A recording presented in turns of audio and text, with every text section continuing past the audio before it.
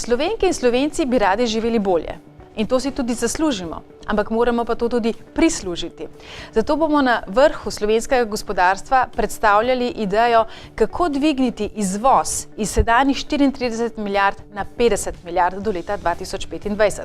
Kako v tem času dodano vrednost povečati z 42 tisoč evrov na zaposlenega na 60 tisoč evrov na zaposlenega. Kajti v tej razliki so skrite naše višje plače, so skriti več sredstev za raziskave in razvoj v podjetjih, je skritih več investicij, ki jih podjetja lahko dajo v širjenje svojih kapacitet, so skriti višji profiti za lastnike in je skrito bistveno več prilivov v proračun.